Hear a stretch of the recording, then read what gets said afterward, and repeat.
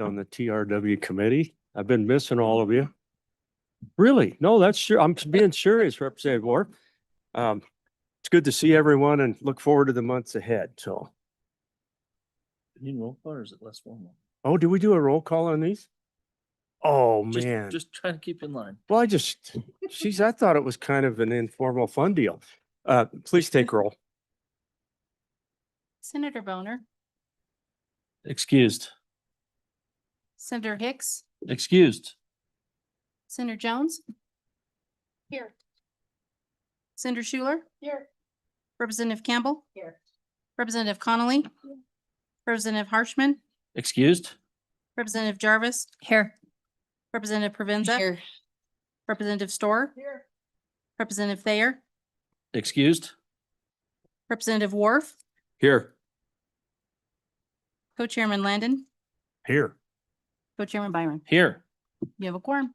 Mr. Chairman, if I may, some of our folks are over at other committees presenting their topics for the interim. So those excused have already spoken to us mostly, and they're in other meetings just for the public's knowledge and those on Zoom. I also have ran into this, Mr. Chairman, that looks like a few topics that were maybe supposed to go to transportation landed in travel. So we may have to wade through that creek when we get to it, but just for your information. Well, in keeping with the way we do business these days, let's take them up. Heck, let's double up to catch up. Why not? No, I want to thank the committee for giving me TRW today, because at this very moment, the committee I serve on, corporations, is meeting across the hall, and thank goodness I'm in travel, recreation, and wildlife. So, yeah, so it's great. Let's get started. Mr. Chairman, you're at the top of the list, so take us away. Well, we'll just get it out of the way. Mr. Chairman, the first topic I propose, and this comes out of a number of discussions back at my district, is just general trapping.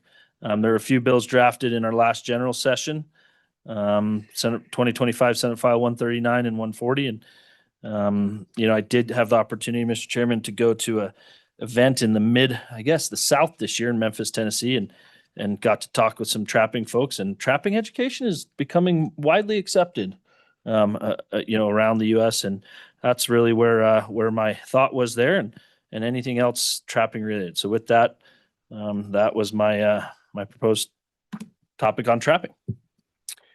And Representative Provenza was actually at that conference, so she might be able to discuss more about trap. We actually got 3D printed traps, and my son really likes them. Wow. Well, thank you, Mr. Chairman. Any questions of the good chairman? Would anyone from the department like to chime in on this, or is it self-explanatory? Director, good morning. Yeah, Good Mr. afternoon. Chairman, committee members, I'll give you just a little bit of history. Our department went through a very extensive trapping reform process right around the 2018-2019 time period. There came out some recommendations. Some were within the commission's authority, and some would take legislative authority. So those two bills that Representative Byron talked about were two of those. They've been up several times. I believe we testified in front of you last year. So one of them is mandatory trapper education, and the other one is trapping setbacks. So we're pretty much prepared to testify on those in the future. We've talked about them a lot. And our commission in the past wanted to see some legislation for the ability for us to do those things. Yeah, thank you, Director. I'm sure the committee probably remembers the setback piece, especially that's something that is greatly affecting the Western Front over there in the valley south of the good chairman. And it's also come up in our neck of the woods at the foothills of Casper Mountain. And so that's one for all of us to think about. And by the way, committee, we'll do this kind of the way we did it before. Thank you, Director. I wanted to get this in as a housekeeping. We'll take these all up today, get a good understanding of these topics, and then everyone can share with the chairman what they think their priorities should be, and we'll try to put together a really good schedule. We'll come back to that at the end of the meeting. So anything else on trapping? Let's go to non-motorized trail user fee. And I think that Michael might be online to present this, but potentially. Looks like he is. Is, Maybe. and who is our legislator that, It's me still. It's still me. Continuation. oh, it's still you. Well, Mr. Chairman, go Yeah. ahead. Go ahead and call Michael in the room if he is waiting in the queue. Representative Provenza. Thank you, Mr. Chairman. I guess while we're waiting for Michael to come on, I would amend this to call it the greenie tax. It's far more popular when we call it that. So just a thought, Mr. Chairman. You know, just, Mr. Chairman, while we wait for Michael and before you come aboard here, I do want to congratulate the committee. We've done good work on this front, and I think that just having this a little bit more prominent on the radar screen is something that I'm pleased with. I think that it's worthy of whatever consideration, just simply because it's got pretty good momentum. Mr. Chairman, go ahead. Welcome, Michael. Can you hear us? I can. Thank you for the time. Sorry, I'm a bit tardy. Go ahead. Yeah, I appreciate the time today. And first off, thank you all so much for your time last year and through this session in helping with another matter we were working on with the budget amendment for a trail system. And I think I heard Senator Landon saying just as I was joining that we accomplished many things last year, keeping this topic in the news, so to speak. You know, in my world of work, there's very few of us who understand the process of getting professionally built trails located on public lands, things that more people in Wyoming want for an outdoor rec amenity than most everything else combined. And yet there's all these hoops you have to jump through and steps you have to take to make sure it's done correctly. But with all of the work we had put in by many of you and many folks from around the state on this budget amendment for a trail system, you know, it was precedent setting. We raised awareness. The legislature actually approved funding for trails as an independent item. Again, folks from across the state, and we had people writing letters from Montana and South Dakota, parts of Wyoming, saying they would travel to certain zones, including the level area for that trail. And so then we have the situation now where we have to work to come up with the match that we need to unlock those funds. And that's where I think another great benefit of having a non-motorized trail user fee. What better way to put that money to use that users are putting forth and potentially as match or to help pay for new trail systems and trail amenities. You know, we see across the country, and I know many folks like from the WCCA, Jeremiah and others have put together studies on what other states are doing because there is such a demand. And I think a bunch of us testified last year about how we also don't want trails just sort of put in wherever the user wants them to be. We need to manage where folks are going. And I feel like we had a really good run last year. Loved the full committee support for the topic last year.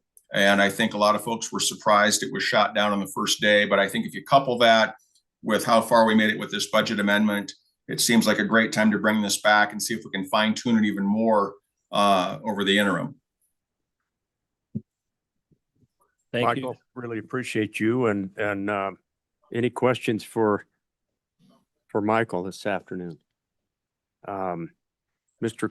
Co-Chairman, what are your thoughts? Well, yeah, that didn't make it out of day one, but I certainly we had some success 2 years ago with something similar in the winter time and snowmobile user fees. So you know, I think it's got a lot of legs. There was some great work that was done, and certainly would appreciate the committee's consideration just on these discussions, and as it drives the number 2 industry in Wyoming as well. I mean, I think we got to loop that in there. Super important. So would certainly appreciate people's consideration on that topic. Committee, anything else? Anyone else want to testify on this topic? Senator Schuler. Thank you, Mr. Chairman. Just maybe a comment more than a question.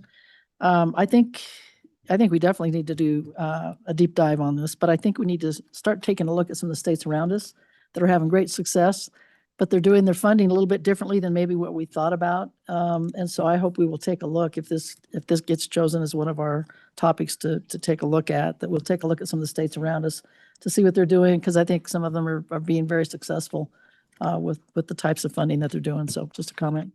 Thank you. I was looking out to see if Representative Ward. Thank you, Mr. Chairman. I guess this is a question for Mike and for the committee. I'm wondering if they've looked at possibly applying the Good Neighbor Authority, working with the Forest Service. I think that might be another avenue because I know when I worked on the Forest Service, they actually had crews that went out and built, maintained those trails that were used in Colorado on the Route National Forest. So there may be some ability to bring that into the Good Neighbor Authority as well and expand that. So great point, Representative. Thank you. And Michael, you might have a comment in that regard. Interagency relationships and working with folks like the Forest Service. Does that Thank ring- you. Yeah, Yeah. thank you, Chairman Landon and Representative Wharf for the question. Yeah, we've spent the last 9 years working closely with land managers across the state, from the Forest Service to the BLM. We definitely have those kinds of relationships. One of the challenges that we may have going forward is they've had a number of those staff, cut from the roles, so to speak. I know they're hiring a bunch of seasonals. That's not to say we couldn't still work with that. I think there's a lot of zones in our state that would benefit from things being linked together, systems that are now disparate and don't create quite the experience, certainly for the maintenance end. They can also help with doing the layout and design of the trail. That can be a very time-consuming piece. So I think you make a great point, Representative Wharf. We would certainly look at that in every opportunity we had on a public landscape where that land manager had staff that could benefit the project overall. Thank you, Michael. Senator Jones. Thank you, Mr. Chairman. Hi, Mike. Can you tell us how many people do you think might be participating in the non-motorized trail user fee? I know we worked pretty extensively on this, but maybe if people are reminded how many people might actually put money in, it might help us move it forward. Yeah, we last year looked at a $10 in-state fee and a $20 out-of-state fee for the season. I think our conservative estimates had that hovering somewhere around maybe $220,000 or $250,000. Maybe I've got that number a bit off. I don't think that would be a stretch. Just the Kurt Gowdy, we always use that as the great example of visitors coming here. 600,000 visitors a year. At its high point, 60% of those from Colorado. Of that, 60% are there to use the trails, or sometimes more than that. It's the number one reason people are hitting up our forests from out of state, is to use the trail system. So I think we could conservatively get around $250,000 out of a function like that. The challenge we're going to have is enforcement. Oftentimes when we talk about this, it's really more about the honor system. We've referenced the fishing license the same way. I've been fishing my whole life in Wyoming, I guess, since I was a kid in the 70s, always buy a license, never been asked for it. We just know that there's great benefits to doing that. So we'd have to get a campaign out to let folks know that the dollars are going to go back into the things that they want. This is going to create the very systems that they're trying to get built themselves. And so I think we could see those types of numbers. Thank you, Mike. Appreciate it. Director Glenn, good afternoon. Mr. Chairman, good afternoon. Good afternoon, committee.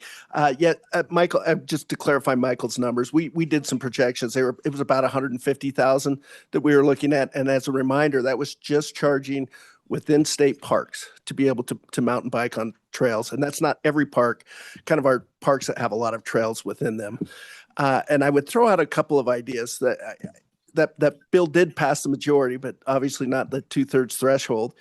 And I think that's worth another discussion. I think there's a larger discussion on the pay to play, and it's not ready for prime time. It will be in 2 or 3 years. And I think it's worth continuing to have this conversation. And that is going to the motorized trails model where we're doing it on federal lands, because those trails are horribly, horribly due for a lot of maintenance. And to be able to find the funding, working with our federal partners to do that, we've started discussions with them. They're very open to it. This administration would be the one that we would want to have those discussions with them, but it'll probably be a year or two before we can get some agreement upon that.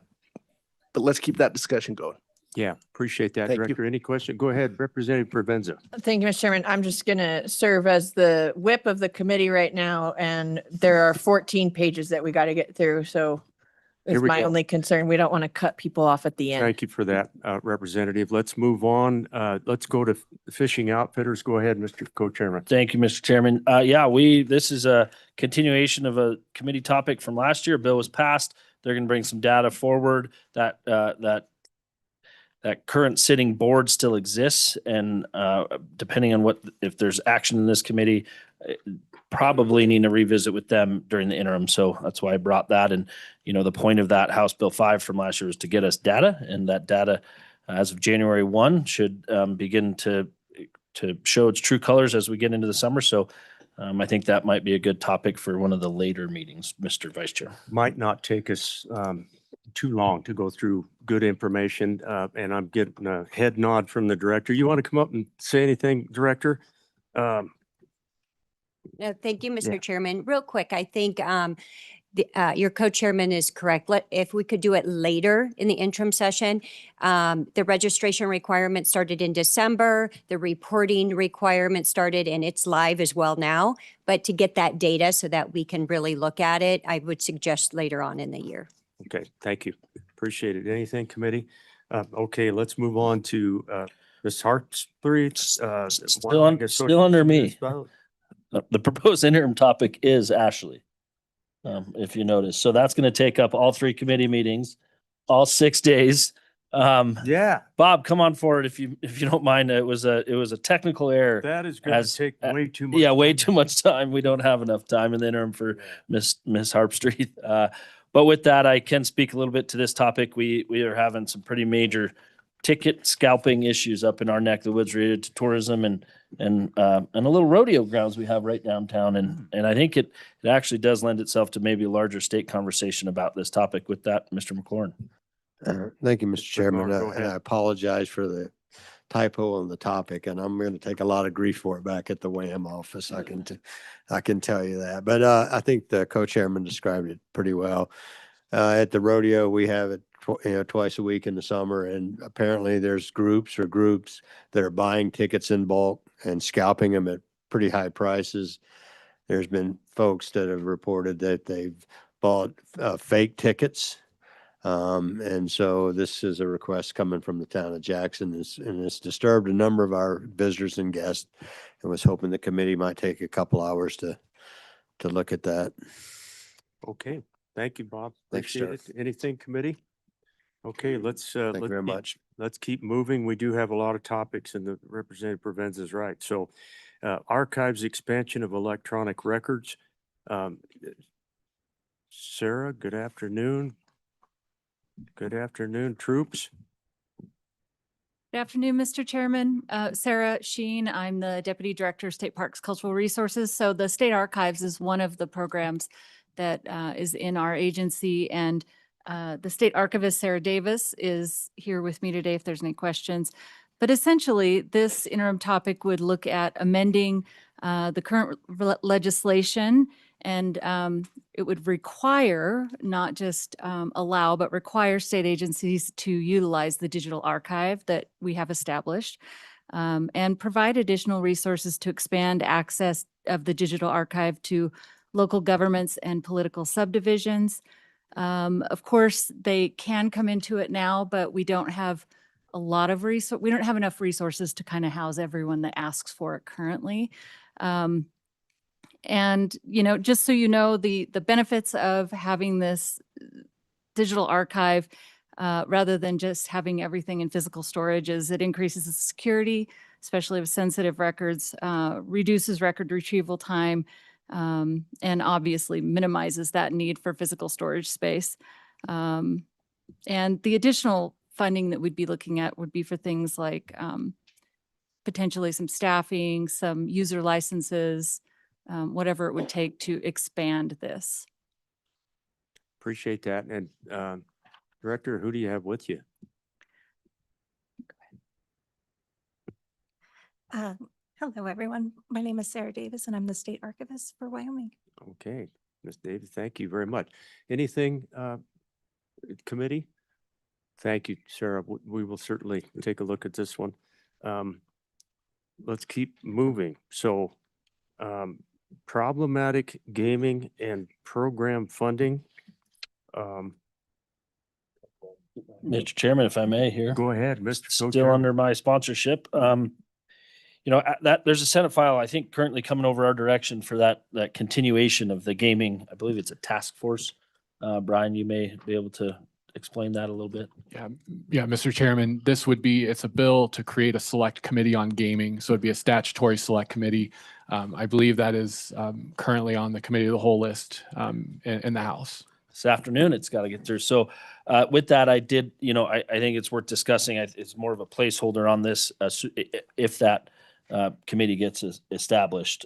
So I think that unless someone on the committee would like to talk about it more, gaming has been tossed in and out and in and out and in and out of TRW. And while I certainly think this committee would be a great place for it to land with our limited time, I think that we might want to kind of skim through these next few in hopes that we can forward these on to that committee should it be formed. Yeah, I appreciate that, Mr. Co-Chairman. I want to make sure the public has an opportunity to pine in on these topics, problematic gaming and program funding, anything related to the gambling piece, that does reside underneath our committee. But that bill going through would establish a select committee specifically for gaming. I think this is worth consideration if that bill does not go through. Yeah, okay. Let's keep moving and let's get on over to top of page 5, game and fish budget. And again, Mr. Co-Chairman, lead us off on this topic. Well, this topic, Mr. Co-Chair, was actually submitted a number of times. It'll come up later. So I think it'd be great to ask the director to come up if she so chooses. And this is just a larger discussion. I kept it very broad. And I think it's this could potentially occupy a lot of our time in this interim. And I'd ask the committee to consider it. As we watch what happened with the raises that we later found out Mr. Co-Chair did not make it to our good folks over in that department that we approved this budget. It's a complex conversation. And really what I want to do is to continue to support the department and continue to offer them resources to stay independent from our general fund. And certainly I think there's some folks on this committee that were there when this all happened. So with that, Mr. Co-Chair, certainly you're welcome to add in. I think you have a similar topic proposed and there have been conversations about it. Yeah, and we've had quite a bit of interest from our groups out across in this regard. And I do want to get to the director here in a minute, but folks, we're at a time where I think we learned in all those educational pieces this last year, we've got a lot of issues that are impacting things like habitat and migration patterns and wildlife issues, our mule deer, our bighorn sheep. Our department is under more pressures all the time from certain angles. I just think this whole issue of budget is something that our committee ought to really do a deep dive on, understand completely, work with our game and fish department. And you know what? Maybe come up with something epic. We've got the kind of committee that could lift something pretty dramatic. So anyway, Director, I want to get Ms. Johnson up here a little bit later too, but talk to us about budget. Mr. Chairman, committee members, I'm not sure what else I can say if you said epic. So that sounds wonderful to me. I actually spent the morning in budget meetings looking at our 2027 budget and the future. So many things. You guys have heard me talk about it before. Thank you for the employee compensation in the budget bill. We usually follow along, even though our budget's set by our commission. That's an extra $6 million to our budget every year. Absolutely want to give our employees those raises. They deserve them, but it does compound the issue. A few years ago, 40% of our budget was employee salaries. Now it's 60%. Because our overall revenue has not increased, we're working with a bottom line right around 110 million. So everything's got to come out of that. So when expenses increase, we do less. We are really trimming. We're looking under every rock to be as efficient as we can. but it's starting to show. We're starting to not be able to do those habitat projects that we want to do, that wildlife research that we want to do. And looking at the projections, we'll go over more if you guys choose to Yeah. do this as an interim topic in much more detail. But we're looking at really hitting a critical point in our budget in 2030. So we're planning, projecting out, trying to get a handle on that, and we would be happy to discuss it in further detail. Yeah, really appreciate that, Director Bruce. We, and maybe give some thought to how that might look in an interim. If we really stand this up as one of the primary interim topics, what would that look like in all three meetings, for example? Let's get, Ms. Johnson, would you be willing to come up? We have visited about this. I think it's very, very important. Take it away. Mr. Chairman, members of the committee, Jess Johnson, Wyoming Wildlife Federation. And I would defer first to the director to sort of lay out how she would see that, but happy to add in thoughts after she's said anything. Go ahead, Director. I didn't mean to cut you off. Yeah, I think, the first meeting, I think we lay the groundwork and provide in a very succinct manner the outlook. You do not want to look at the spreadsheets I looked at all morning. They're pretty extensive, Yeah. but we'll present it in a way that tells the story to lay out the perspective and where our budgets and revenue issues are going, at least for the first meeting, and then maybe diving into the conversation of what does additional revenue look like? What do the people of Wyoming want to pay in that additional revenue, and where should it come from the following two meetings? Yeah, and then subsequent to that, what do we want our grandkids to have to pay for an elk license? Yep. Yeah, Mr. thank you, Chairman. Director. Go ahead, Ms. Johnson. Yeah, and to add on to that, and I think one of the things that I wanted to make very clear here is that the department has done an incredible job finding dollars in dark corners right now. They are doing everything. They have got their ship righted. They have done everything to streamline, and we're still falling short.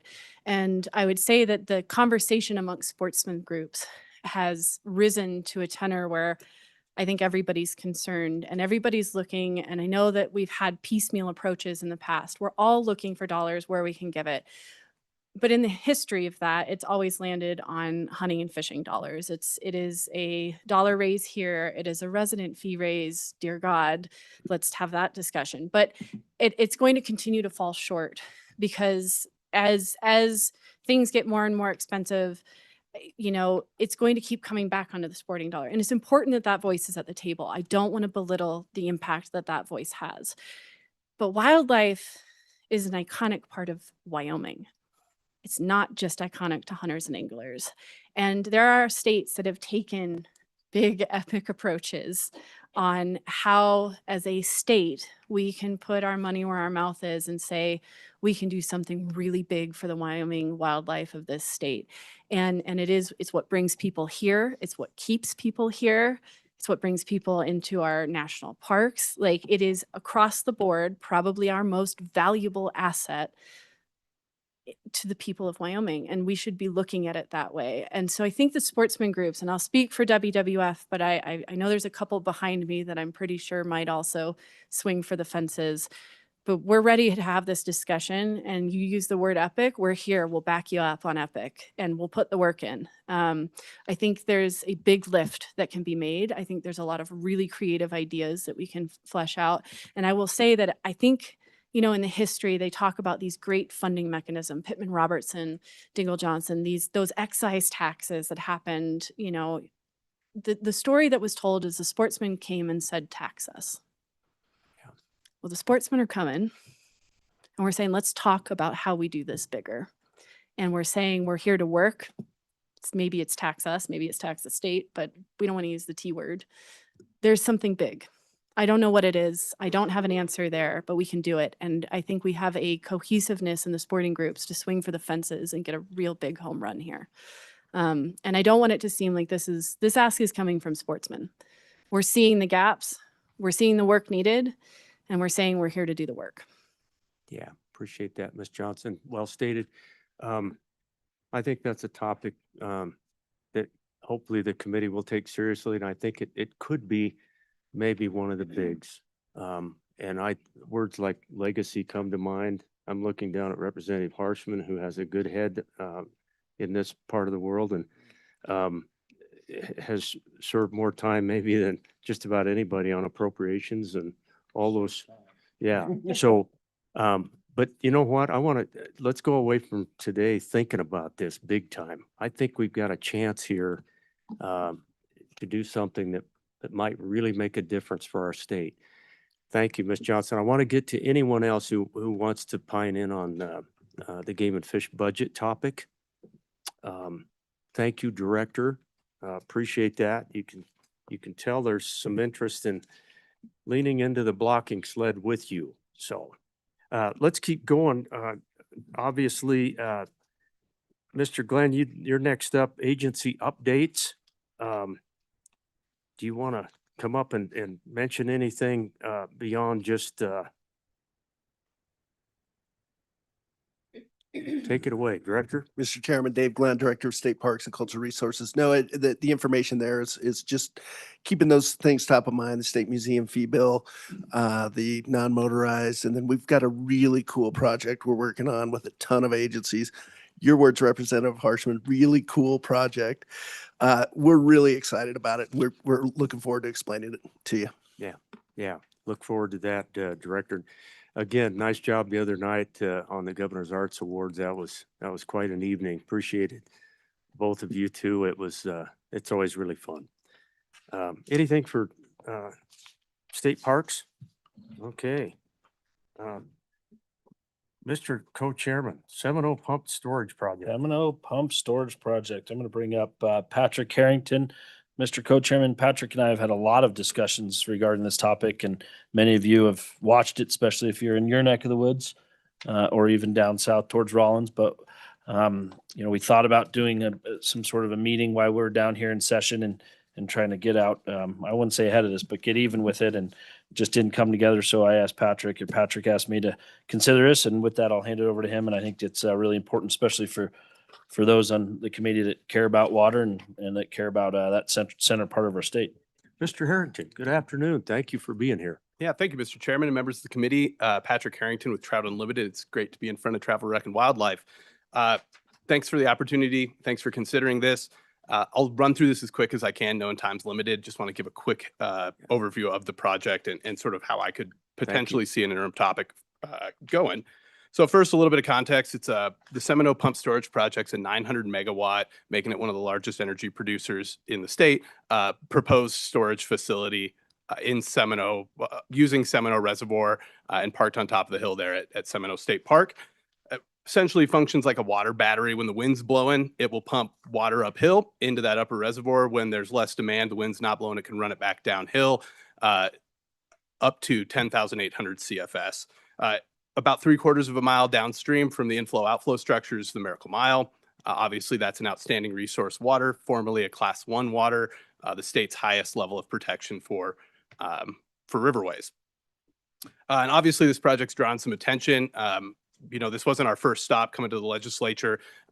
Some of you probably have received our communications about it. The goal is to try to work this through the federal process, but the public record's clear that 8 state agencies, the public have not been heard on this, or there's missing information. There's data gaps in the process, a late introduction of an alternative 2 weeks before the close of the comment deadline, certainly minimizing what the power of the public's voice is in this process. And so I come before you today to take a look at this and really not asking for this could very easily consume every minute of time you guys have in the interim, and I'm well aware of that. So I've been thinking through efficiency, and if it were the chairman's discretion, you could compel the agencies to develop, essentially asking to answer a series of questions, deliver it to you all in writing, and then we could have a really substantive, efficient conversation at one of the meetings. And those questions might be how the evolving project proposals affected their review, whether information gaps limited the state's participation and understanding, and if the agencies have any ongoing or unresolved concerns. And the public record's clear that they do, but I do think it's a place for the voice of Wyoming to be heard. This might be a good pathway forward to get at that. And so just to land the plane, it's not about saying yes or no to this project. It's about oversight and understanding for our elected officials in the state and for the people of Wyoming. It's also to ensure that, you know, decision makers like you all have clarity on the existing processes and if they are adequately protecting Wyoming's interests and its natural resources as we move towards a decision on a 50-year license for this project. And so with that, it's super easy to get in the weeds on this, but with that, happy to answer any questions from the committee. Any questions for Mr. Harrington? Any questions? Well stated. Thank you, Mr. Harrington. Thank you, Mr. Chairman. Appreciate that. There might be one other person that may say something if you were Absolutely. interested in hearing from I someone would on the Bighorn Sheep. Go in there and right next. Anyone else want to comment on the Seminole project? And we may have someone online. Thanks for that reminder. Good afternoon. Please introduce yourself for the record. Yeah, good afternoon, Chairman Landon, members of the committee. My name is Katie Cheesebro. I am the Executive Director of the Wyoming Wild Sheep Foundation and a resident of Casper. And this project impacts directly Carbon County, but also Natrona County.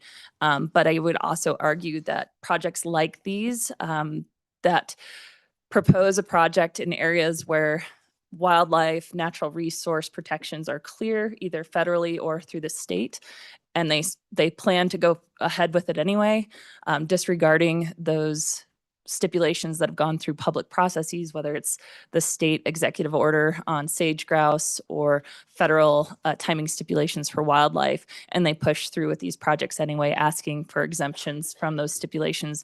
This will impact people statewide as these projects become more and more common. Now, why am I standing before you as a bighorn sheep person? You all, I've testified in front of these committees before to talk about bighorn sheep reintroductions and things like that.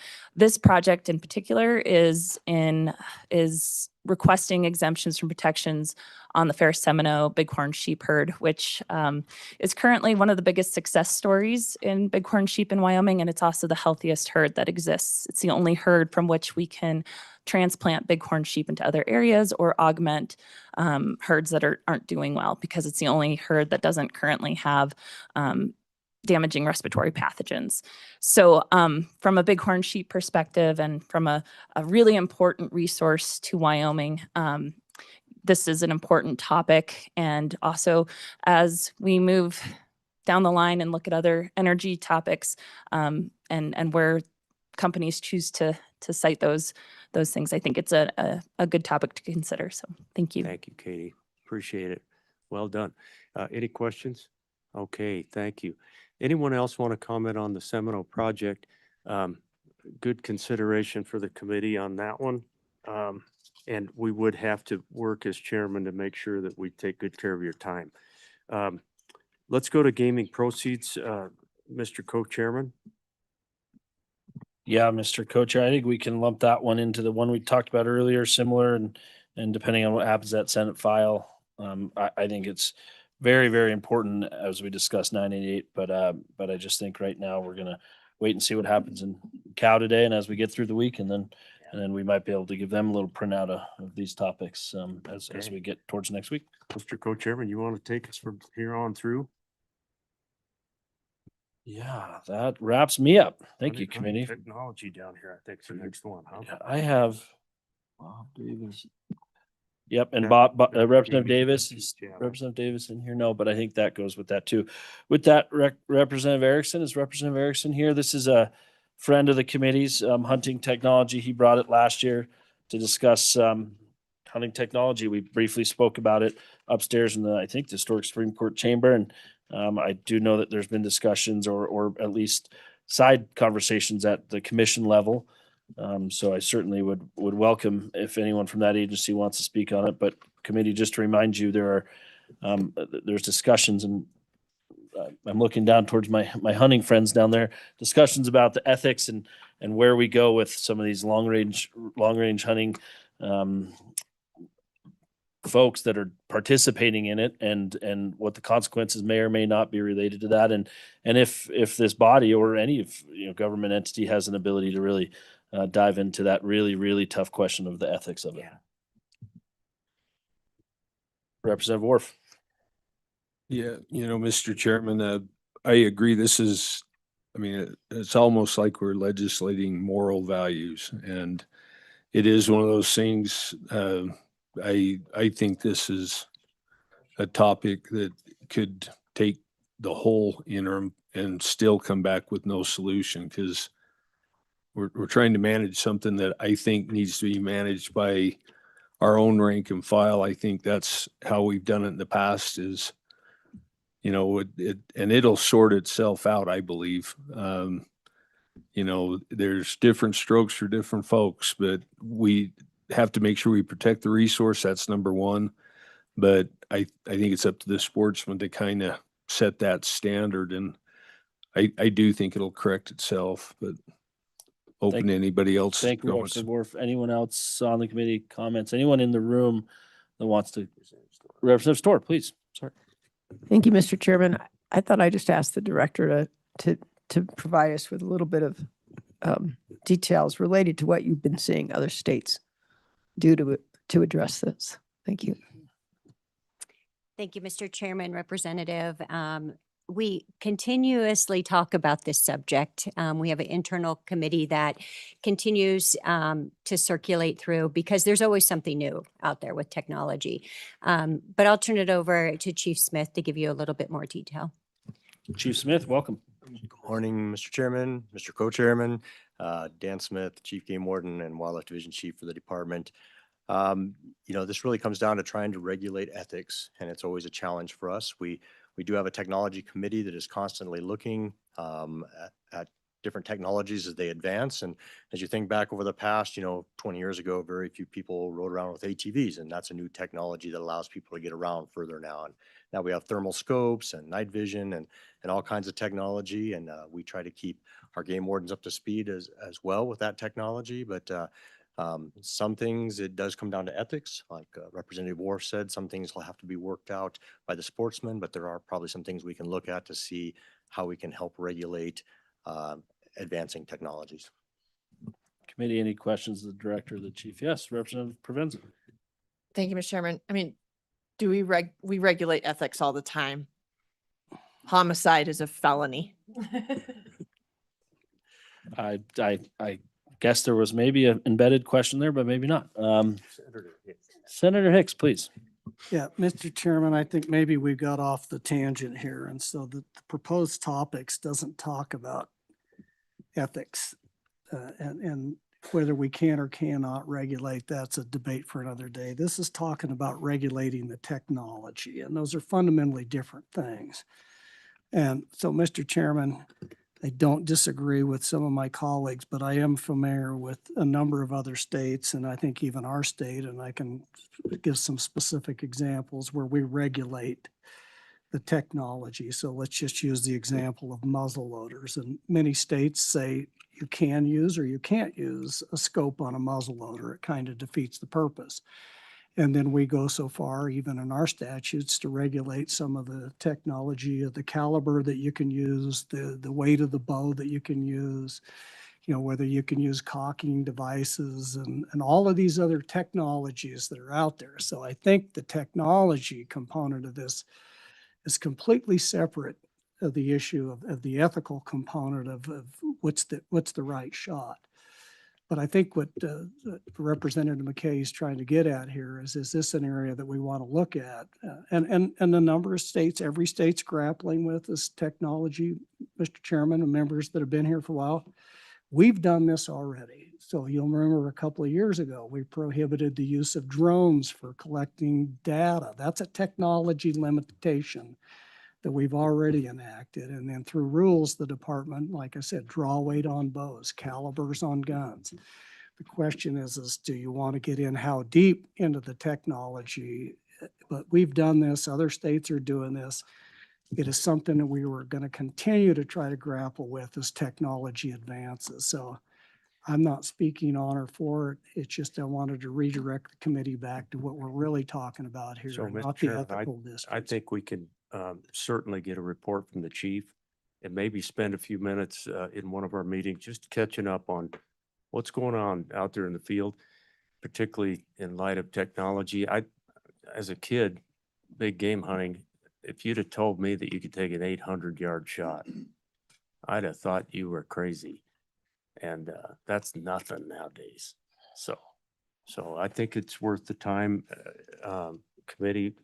We need to educate ourselves and we need to be up on some of these things. So it's good consideration. Anything else from the department? I'll go ahead, Mr. Co-Chairman. Please, Chief Smith, anything else? Mr. Chairman, just thank you for the redirect from Senator Hicks. Yes, there are some technologies that we can limit and make that more specific. Thank you. Director Bruce, anything else? Yeah, and I will just say, I think that's great to be considered. Also, it would be great in that report if we so choose to get an update on what some of our neighbors are doing with that. And I really appreciate Senator Hicks' comments there. Moving forward to Representative Erickson's second bill, I was already proposed by me, 2025 Senate File 139. So we're going to skip that. I think we talked to that one enough. I can speak to this. I think the state board investigator, Representative Erickson, and it was actually a budget amendment to add a little bit more money, just in terms of the board of outfitters needing some more resources to investigate some of these larger crimes, and they're pretty spread thin. You know, one investigator for the whole state, and I don't know if anyone. I don't want to cut anyone off, but certainly if anyone here or committee, if you have any questions of me or anyone in this room that wants to speak on that topic. Anybody on that topic that Representative Erickson proposed?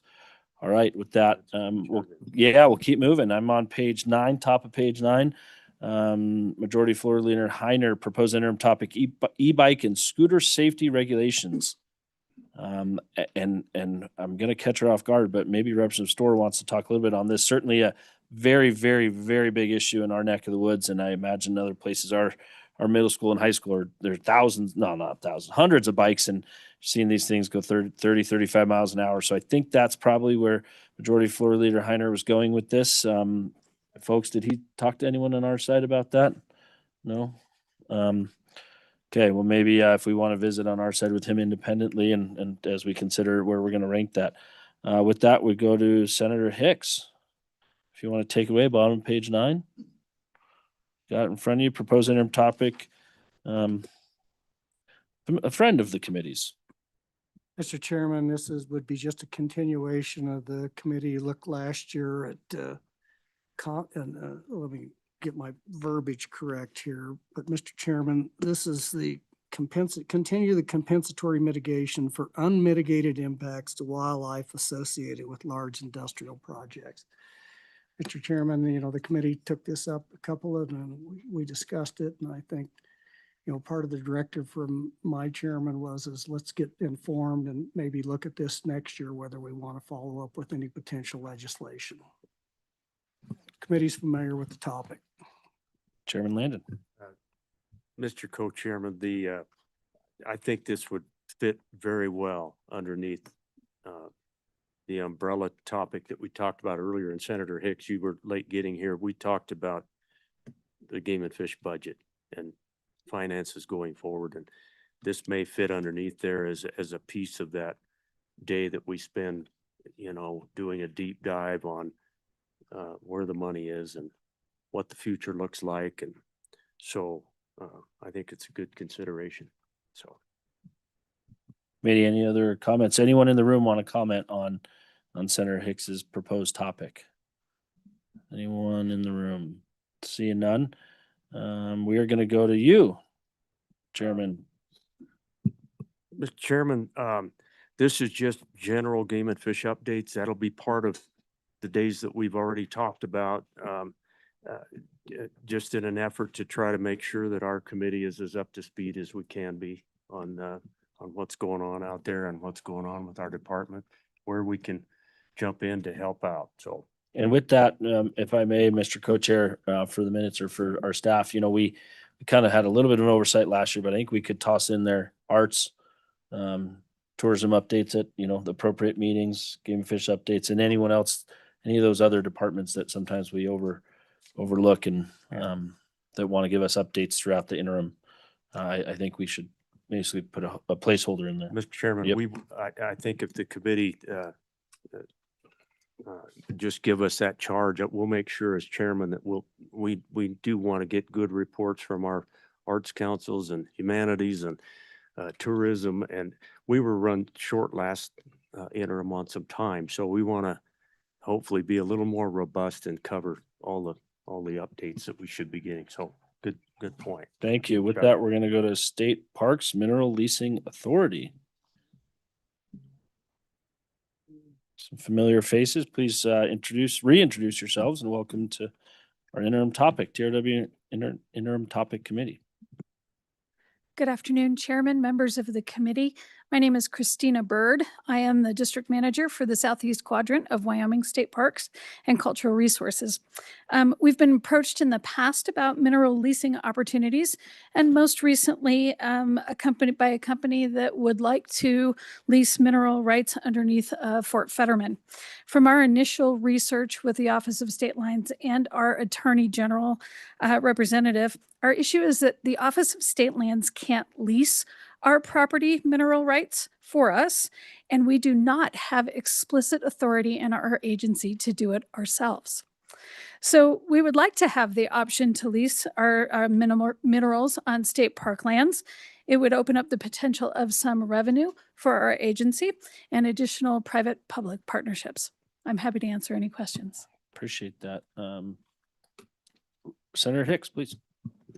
Mr. Chairman, I think this is something we really need to look at. I would expand it beyond just state parks. There's other agencies that may be in the same boat.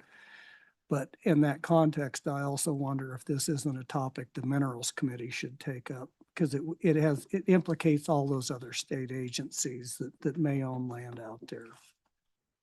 Thank you, Senator Hicks. Committee, any other questions? Anything else? Thank you. Thank you for that Thank you. topic. And with that, anyone in the room want to discuss that? Any public comment on that topic? There's a lot of chatter over here, so I think we'll have to talk about that one. Continuing to page 11, back to I think we're good on this. Jess may have left. Ms. Johnson, same thing. Wyoming Game and Fish budget. I think we're good if you're good with that, Mr. Co-Chair. And now we're going to the bottom of page 11, which continues on to page 12. Representative Larson Lloyd, problematic gaming and program funding. I think this goes right back to the conversation about what happens today upstairs. And should that not pass, I think we'll have to kind of revisit a number of these topics as it has lived in our realm. Committee, any questions there?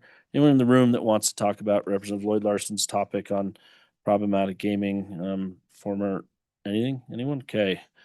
Representative Lean, I propose interim topic toads, which for those listening online, I believe it's a typo and it's supposed to be roads. Although I will certainly talk about toads if you want. I mean, we're pretty good at talking about toads. We ought to talk about it. Thank you, Senator Jones. I heard that. Representative Worf, please. Yeah, Mr. Chairman, I think you might have skipped one.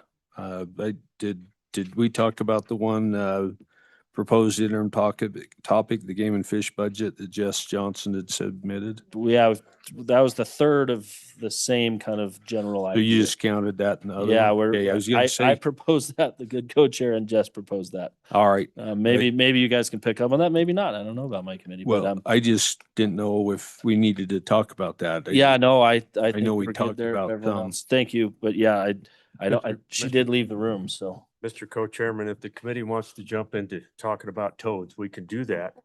But we'll take that on. yeah, and I did see the director here. I think that might be why, but I have no intent. I will talk to that good representative that proposed toads or roads in the YDOT budget to PRW. I think there was just a mistake. We do have the director back. Yeah, you're welcome to come talk, director, if you want to talk about roads or toads. Yeah. We don't often get to see you in house TRW. He yields his time. Good to see you, Great to see you, director. Thank you. I'll work with Representative Johnson Representative Lean on getting that in the right spot. Ms. Johnson, we did just buzz over one of your topics, but I think we're good on it. If you're good. Okay. Thank you. Representative Worf, I got a head shake there. You can skip the next one too. That's a road.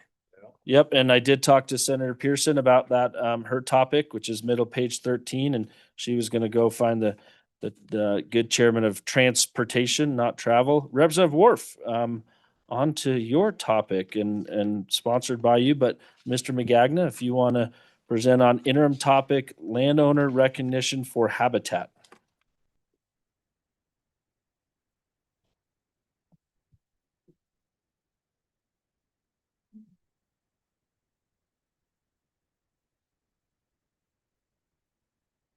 Thank you, Mr. Chairman. Jim McGagnon with the Wyoming Stockgrowers Association.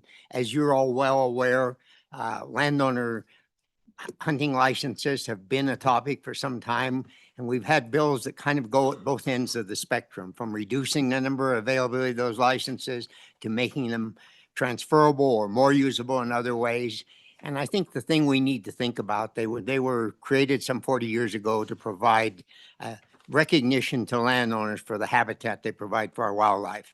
Over that period of time, particularly in the last couple of decades, the nature of landowners has changed somewhat. It's not just the traditional family farmers and ranchers who've been out there, and the nature of the hunting community has changed, frankly, as well. And so what we're proposing here for consideration is not just to focus on landowner licenses, but to have a deeper discussion about the importance of recognizing the contribution of landowners and how can that best be recognized and rewarded.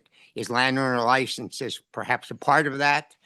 Are there other tools that are available? Look at what some of the other states have done that we think in some instances has worked well, and take a broader look at it, Mr. Chairman. And our thought would be that if the committee does move forward with this topic and it's approved, that we would work hard with others with diverse interests to bring a group together to develop some substantive things to put in front of the committee when you take up the topic. So if we just start with the legislature, we end up with topics at one end or the other. And if we could come together within the user groups, come forward with some ideas that we think would have some merit and some mutual benefit, and then have this committee take it from that point forward and develop potentially some legislation, that would be our expectation here if the committee takes up this topic. Mr. McGagnon, thank you for that. And there may be some questions. I know that certainly this was discussed about this time last year. The good Representative Worf attempted to try to get a bigger joint committee together to kind of have this conversation. I think you really hit on a lot of important parts of the conversation where the two sides have been so far apart on this topic and really not being able to find any ground. And if we continue to not find any ground, we're going to end up with the same result we currently have. So with that, Senator Hicks, please. Yeah, Mr. Chairman, I think this is it's very complicated. One of the things that I would suggest is, and I think we do need to take this up. We need to find those win-win situations out there. I know myself and Representative Campbell spent 18 months on that wildlife task force. It was a subcommittee on there. We took a lot of public comment. I think that would be a good starting place for many of these issues, is to take up some of the recommendations and some of the issues that came out of that.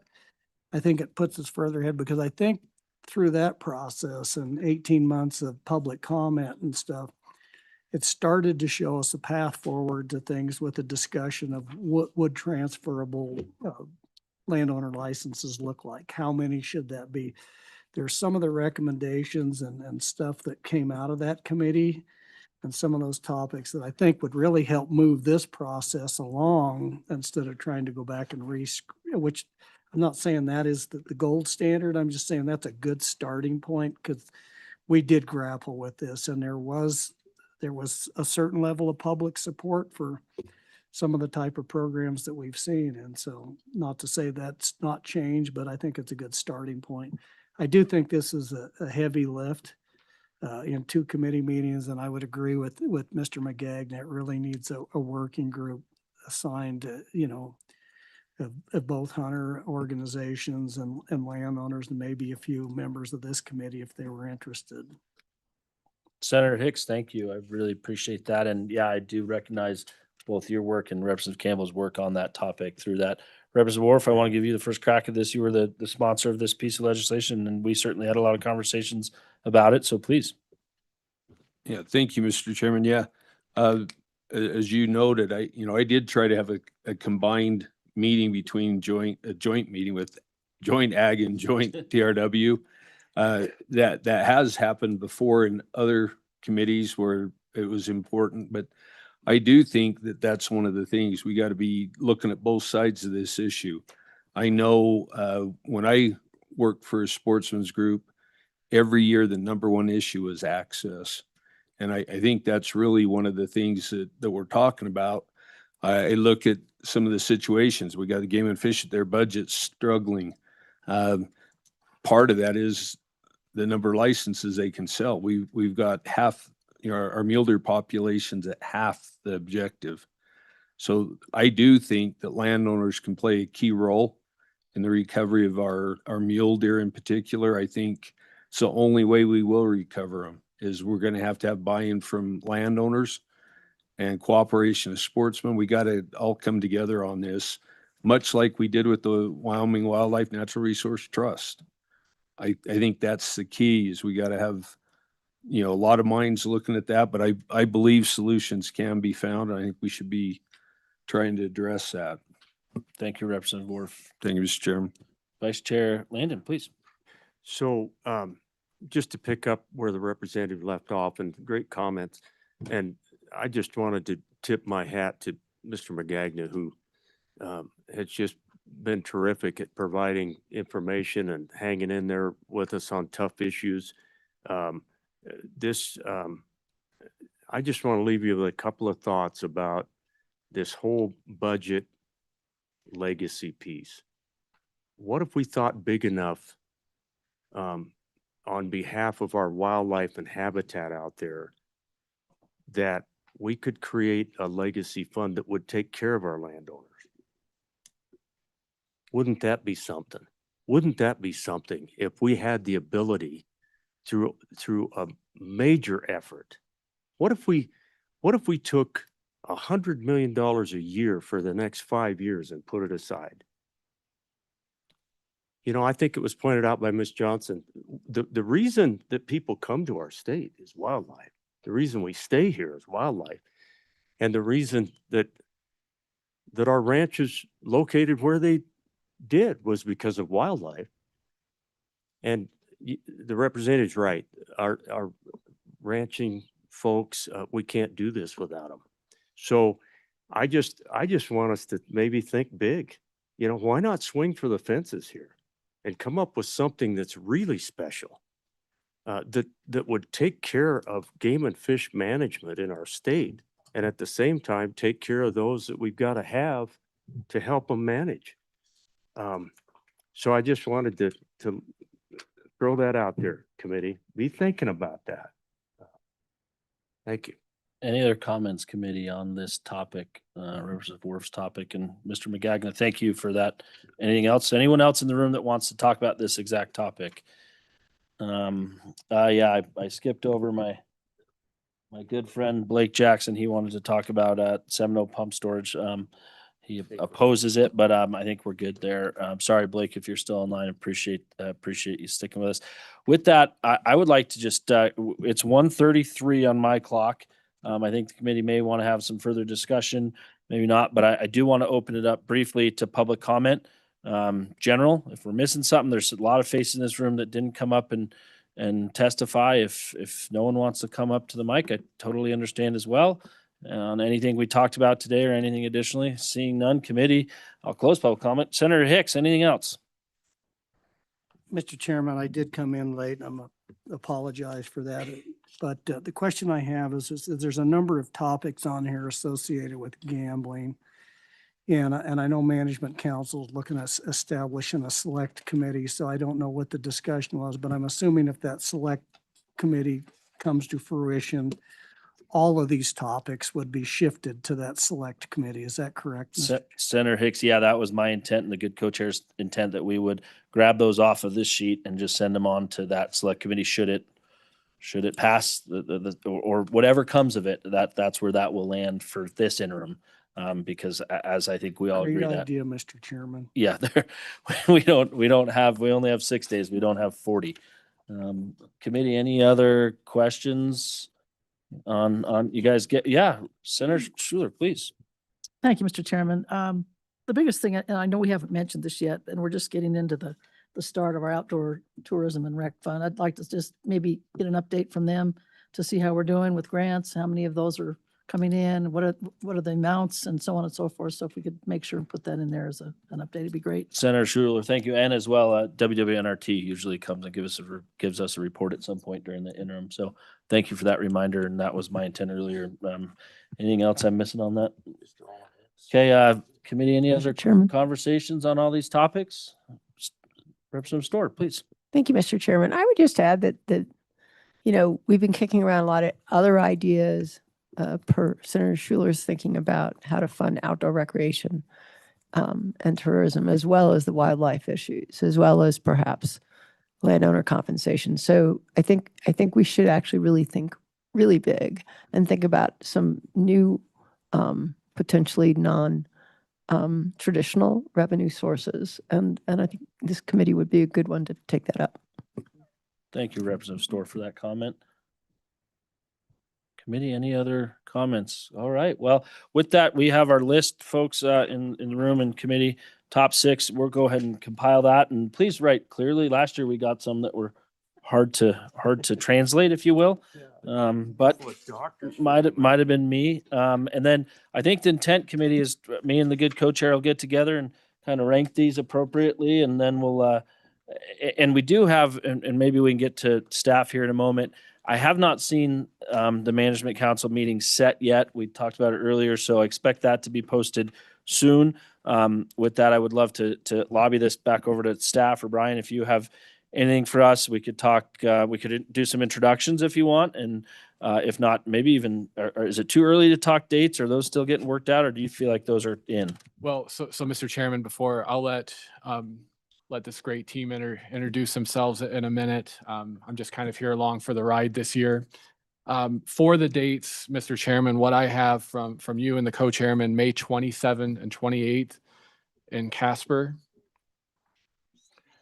September 8 and 9 in Jackson. And Mr. Chairman, just one note on that. That is set to be concurrent with the Air Transportation Committee meeting, which is on September 10th. Which I believe also will be in Jackson. And then the third meeting would be November 9th and 10th here in Cheyenne. And Mr. Chairman, again, that I think is contingent on, having 6 meeting days this year, which we did not last year. Mr. Chairman, can we have those dates repeated again, please? Yeah, Mr. Chairman, the first meeting, May 27 and 28th in Casper. September 8th and 9th in Jackson, and November 9th and 10th in Cheyenne.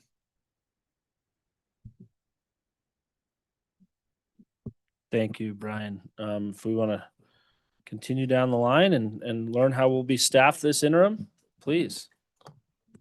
Hi, Heather Hunter, Legislative Editor. Thank you, Ms. Hunter. Hi, Libby Miles, Associate Research Analyst. Best secretary in the body. Miles. Miss Miles, thank you. And a new face, please introduce yourself. Hi, I got to meet some of you all on and off in the last year. My name is Savannah Collins, and I will be your lead attorney this session. Brian is my backup. Woot, woot.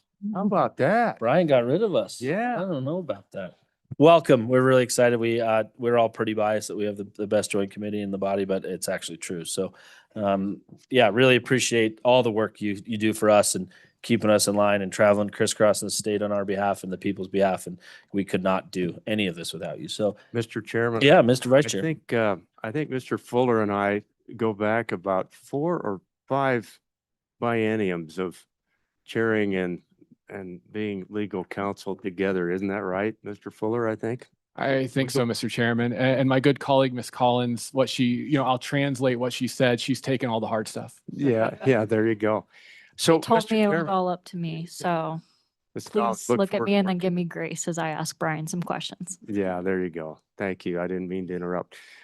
Regarding these topic selection forms, if you do want to request an audit, you can do that. I come off the Corporations Committee, so I've been talking about audits and machines. These are not going to be tallied by a machine. They're going to be hand counted. So it should be real for you. But Definitely a good chance if I'm counting, there's going to be a margin of if error. you want to come and see us. Yeah, Mr. Chairman, do we need to have party affiliation for auditing the hand count? Yeah, Store, what do you think of that? and anybody from the public is welcome to come in and help us count these. All right, with the fun we're having in the time of day, I think we'll go ahead and close this meeting out. I think I'm certainly willing to stay. We've got about 20 minutes till we're supposed to go back upstairs, and would welcome anyone that didn't choose to comment publicly to come pick our brain, talk about the interim topic list, or talk about anything TRW. So with that, we'll go ahead and close out. And committee, thank you. Yes, Mr. Senator Hicks.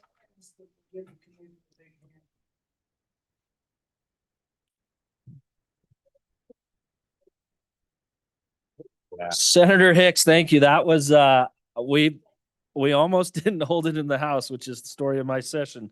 So, Mr. Vice Chair, I'm sorry, that caught me off guard, but I whipped it after the vote and learned why some people swayed on me. But with that, thank you, Senator Hicks. That's Well- a great bill for the department. But I think as we're discussing, it's just a very small step, and I think the vision of a number of us have. So, Senator Hicks, thank you for that recognition.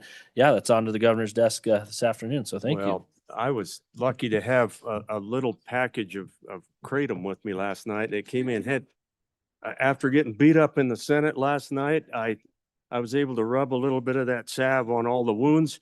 And so I was unable to hold a very good conversation, Bill, that we had on corner crossings. And I'm not going back in that arena again anytime soon. It really, though, I wanted to compliment the committee. Worked so hard on that issue. I don't see it coming to the green books in quite a while.